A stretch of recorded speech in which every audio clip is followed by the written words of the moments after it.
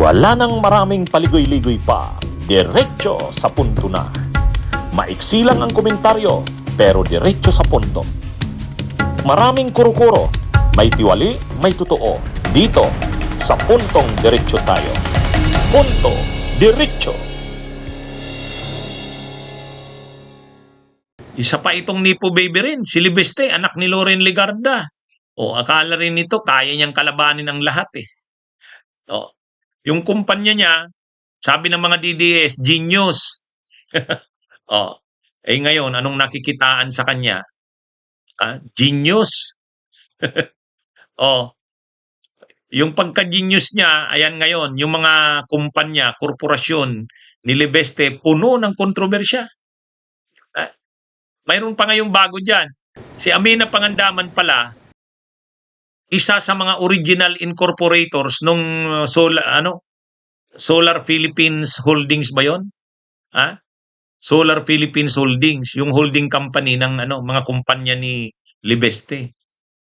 Si Amina Pangandaman, dati pala kasi bago naging DBM si Amina Pangandaman, staff pala ng Senate Committee on Finance. Ay nung panahon ni Duterte, Senate Committee on Finance si chairman ng Senate Committee on Finance si Loren Legarda. Staff pala yan doon. Siguro nung mga panahon na yan, tinatatag na ni Libeste yung Solar Philippines Holdings, naghanap ng mga incorporators. O yan, si Amina Pangandaman kasama. Ewan ko kung active pa yan, kung aktibo pa yan ngayon. Yung si Amina Pangandaman. Pero yun, lumabas yan ngayon sa Billionaire News Channel. Original incorporator pala, isa sa mga original incorporator, si Amina Pangandaman. At tig-isa lang din ang share ng apat na iba pang mga nakalista na original incorporator ng kumpanya.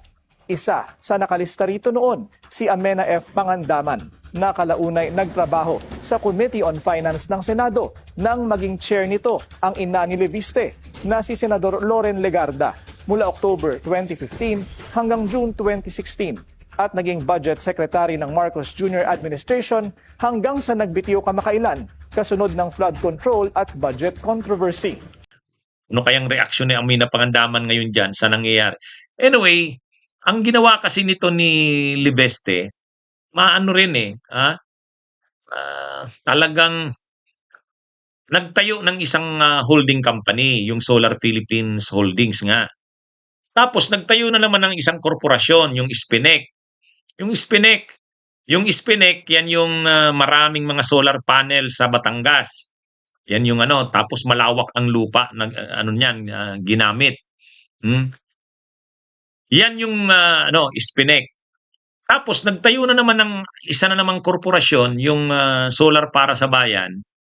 Yan yung pinakuha ng kinunan, naglakad ng legislative franchise. Magsusupply sana ng kuryente sa pamamagitan ng solar power sa mga malalayong lugar sa Pilipinas. Yan yung Solar para sa Bayan. Yan yung binigyan ng legislative franchise noong 2019 sa ilalim ni Duterte. So may Solar Philippines Holdings, parang yan yung mother corporation, mayroong SPINEC, tapos mayroong Solar para sa Bayan. Ang ginawa niya, bininta niya ngayon yung kumuha ng mga kontrata sa gobyerno, yung Solar Philippines Holdings. 12,000 megawatts ang ikinumit sa gobyerno na kayang isupply daw. Yung Solar Philippines Holdings. Ang nangyari, 1% lang ang natupad. 1% lang. So, pinipinalize ngayon itong Solar Philippines Holdings na ito. Pinipinalize. 24 billion ang babayaran na penalty. Kasi hindi binigay ng gobyerno sa iba yung kontrata kasi sila yung nakakontrata na sa kanila eh. Yung pala hindi naman kaya di na problema pa tayo sa supply ng kuryente. Kaya naka-contribute pa sa pagpapamahal ng presyo ng kuryente. O ngayon yung SPINEC bininta niya kay Pangilinan, Manny Pangilinan, yung sa Meralco, MGen. Kaya kumbaga, yan yung mga ginawa nito. Nagtayo ng Solar Philippines Holdings, original incorporator si Amina Pangandaman. Tapos si SPINEC bininta kay Pangilinan yung majority na shares. Tapos yung solar para sa bayan, kinuna ng franchise. Linakad naman ng kanyang ina. O syempre, ma-influensya yung kanyang ina. O nabigyan ng franchise. Kaya lang, ang requirement sa legislative franchise, magre-report ka sa gobyerno ng franchise mo.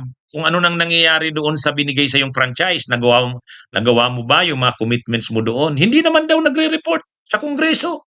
O di may violation na naman. May violation na naman.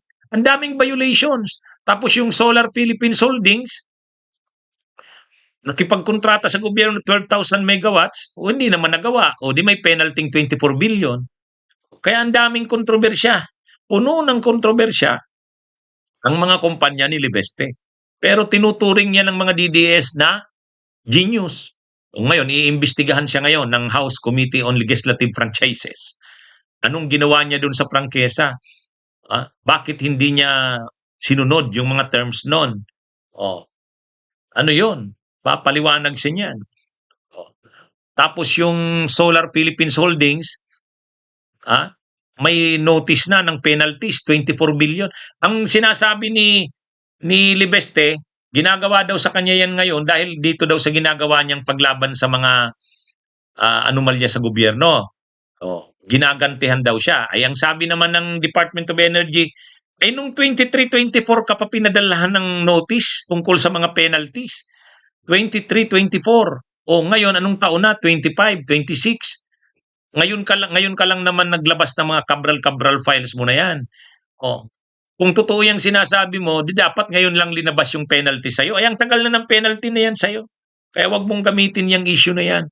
Mayroon man daw mga Cabral files na yan o wala. Talagang sisingilin na ng gobyerno ng penalties ang mga kumpanya ni Libeste. O yan ngayon, yun ang problema. Kaya siguro ngayon si Loren Legarda gumagawa ng paraan paano arigluhin itong problema ng kanyang anak. Tapos, a-attend doon sa Senado, mag-grandstanding doon, inimbitahan ni Lacson. Kaya lang, mismong kapwa niya DDS na si Marcoleta, binara siya eh. Hindi siya pinapurma doon eh. Sa halip na mag-discuss siya tungkol sa Cabral files, hindi naman pinayagan ni Marcoleta eh.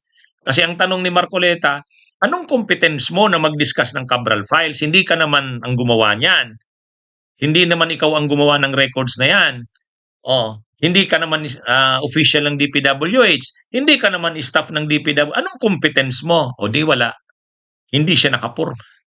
Kapwa niya na DDS yan si Marcoleta na. Kaya siguro naisip nito ni Libeste, ano bang nangyari sa buhay ko? Ngayon, ginawa niya, in-upload niya na lang sa Facebook yata. In-upload niya na lang yung Cabral files. Kasi, yan ang problema dito. Dito kay Barsaga, dito kay Libeste, pare-pareho ang mga nangyari dito. Bunyog, halikan na kasama ka. Bunyog, kapag buklod ay may pag-asa. Luzon, Visayas, Mindanao, isa ang pananaw. Sa bagong Pilipinas ang bunyog isisigaw.